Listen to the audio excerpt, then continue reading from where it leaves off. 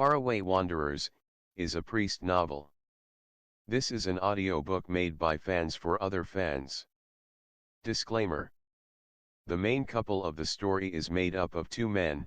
If you don't like it, don't listen. Thank you. Remember, subscribe and click the bell to stay updated on all the new releases. Enjoy. Chapter 16. Spirit Fox. Henceforth, the duo turned into a trio. Dongting was one of Ch16's destinations regardless, so he had no objections. There was a type of people who lived their life in such normality, it would only cause headaches for them to be forced to think outside of the box. An example of this would be CAO whining. Additionally, there was another type who couldn't help but look deeper into everything and anything, confusing themselves with many possibilities before they could even realize it. An example of this would be Ch16. Ch16 and Ch16 went back to their usual routine of trading quips and insults back and forth with unending enthusiasm, trying to probe the other incessantly. CAO whining, after listening to them confusedly, gave the final conclusion, "You two have such an admirable camaraderie."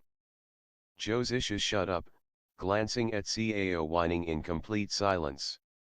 He knew the patriarch of Qingfeng sword sect was an old sly fox. How on earth did that man manage to raise an innocent rabbit like this one? Ch16 unabashedly took advantage of that to wrap his arms around Ch16's shoulders, smiling at CAO whining, "Thank you, young master CAO. In fact, I have made up my mind that in this lifetime I will marry no one else but Brother Joe." CAO whining's mouth was as wide open as his eyes. Ch16 shot back, being used to it already, "I'm afraid I have to let Brother Wen down. With my incurable illness, I won't live on for much longer. What good will it do to bind yourself to this slowly dying soul?" Ch16 replied seriously, "If you're gone, I will remain solitary till the end of my life." Ch16's words carried daggers. For a great mind to suffer loneliness is often destiny. Who am I to tamper with it? Ch16 was undaunted. "Come on, don't be too humble, Asu, that's way too polite of you." Ch16 quickly waved his hands, "Not at all, why would I be?" CAO whining's gaze went back and forth between the two of them. When he came back to his senses, he blurted out a question. "Is it Brother Joe's illness that is obstructing your feelings for each other?" After a short moment of silence, Ch16 burst out laughing, feeling very fond of CAO whining.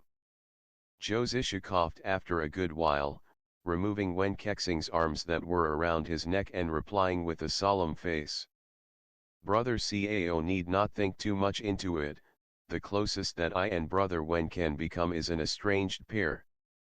CAO whining frowned, thinking the other was trying to delude himself. "A person like Brother Joe should not suffer like this," he said in sorrow. Ch16 smiled back bitterly, "Thank you, Brother CAO, but I don't feel the slightest. My master is acquainted with some peculiar figures in Jianghu. Fortunately a few of them are from Shaman Medicine Valley. It'd be wonderful if Brother Joe can come with me back home after dealing with matters concerning the unorthodox sects. My master definitely possesses means that can help you." Ch16 was moved to tears, so he kept his mouth shut. Unexpectedly, CAO whining was a true man of action, so he immediately made a fist palm salute, "Wait for me at the inn, I will go send a message to my uncle." He turned around and left right after. Ch16 praised, "How enthusiastic, truly a man who can be my match." He turned his head to Ch16 studying him somewhat pensively. Ch16 paused, then asked, "What is it? Did my passionate words earlier manage to reach Asu's heart after all? Are you planning to reciprocate with your body?" Ch16 smiled coldly, "Forgive me, but I feel like Brother Wen's motives behind going to Dongting are quite puzzling. When Kexing turned serious, helping people in need and being generous are only small virtues, do you what bigger virtues are? Zhou Zishu narrowed his eyes, staring at the other man without a word. When Kexing replied slowly. A day with an empty hell is a day further from ascending. Good and evil has always been impossible to coexist ever since ancient time, don't you think? When he said this, his calm gaze was directed at somewhere far away, revealing his handsome side profile. His usual playful demeanor was gone without a trace, and he looked like an expressionless Buddha stone statue. This is the mortal world, he continued, and in the mortal world, monsters shouldn't exist. That, respectable and virtuous Sir Gaochang wants to extinguish evils for the sake of everyone. If I don't lend him a hand, all the years of reading holy books will go to waste. It's said that only after years and years of cultivation is one able to land in this realm. It will be for nothing if they don't make a mark for themselves. Zhou Zishu still stayed silent. When Kexing looked back at him. What do you think, Asu? After a long while, Zhou Zishu laughed softly. Brother Wen speaks as if you are a true gentleman. When Kexing didn't answer straight to the point. There are three types of people in this world, the ones who can eat meat, ones who don't mind it, and ones who can't stand it. This is how they are born to be, but isn't it hilarious if the first type is born into poverty and the third type is born into luxury? Zhou Zishu, after a bout of stillness, spoke leisurely and carefully. Brother Wen talks about such mysteries that I'm unable to understand. However, I do know one thing. And what is it? One won't stay unchanged once thrust into a different situation. When Kexing was startled at that for a few seconds. Then he laughed out loud, unconstrained, to the point of tearing up. Zhou Zishu watched him, expressions remaining the same, his sickly skin not betraying any emotions. His eyelids lowered, and he looked like he wanted to search deep inside Wen Kexing's soul. After an unknown amount of time, Wen Kexing stood upright again, breathing hard, hands wiping the tears at the corner of his eyes. Asu, I've found out that you are the first person in my entire lifetime that suits my taste the most. You know, I am actually a little knowledgeable in the art of disguise too. He looked at Zhou Zishu without blinking, to the point that even the fake layer of skin on his face felt uncomfortable. He answered without thinking, are you really? When Kexing said with absolute sincerity, therefore maybe I will transform myself into Goose Yang. Zhou Zishu stood there in a daze. When he saw that Wen Kexing was looking at him up and down crudely, he immediately recomposed himself, turning to head towards the inn without a word. When Kexing stared after his back, his gaze drawn to the shoulder blades hidden under clothes. To him, even when the other man was dressing in rags and looked dejected in his own misery, there was always an indescribable aura that he exuded. It took him back to that afternoon with the brilliant sun, when Zhou Zishu closed his eyes and leaned onto the wall by the main street, his beggar-like demeanor looking more relaxed than anyone else in this world. But when Kexing knew that he was only sunbathing. How can such a man not be a stunning beauty? When Kexing thought smugly. During the near 30 years he had lived, he had never been wrong about that. Seeing that Zhou Zishu was now far away, Wen Kexing hurried after him, mumbling under his breath, how can one ever know if they will change? And whether one is averse to meat or not, won't it be miserable anyway if they're thrown into a desolate place with nothing else to devour? At nightfall, Cao whining caught up to them. He felt the atmosphere between the other two had become strange, so he asked cautiously, did Brother Zhou and Brother Wen have a quarrel? Don't think too much into it, Brother Cao. They replied at the same time again.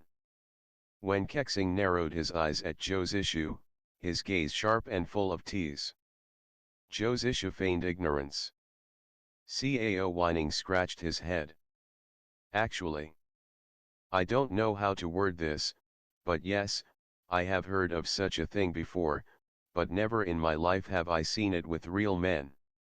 When Kexing looked at him silently, so he continued hurriedly, please don't be mistaken, brother Wen, I don't mean anything else, although it is a little difficult to take in, but you are both very chivalrous individuals. It's a little strange, but, he coughed, please don't take my words seriously, we always have to act and speak proper. Zhou's issue poured a cup of wine for himself leisurely and took a few sips. Silly boy is getting his words tangled up, he thought. Cao whining then lowered his head and only looked up after a good while, his face red and his voice small, so, do you two want separate rooms or just one room? Zhou's issue choked on his wine. Even when Kexing had to stare at Cao whining and thought, we've found a treasure of a boy, haven't we?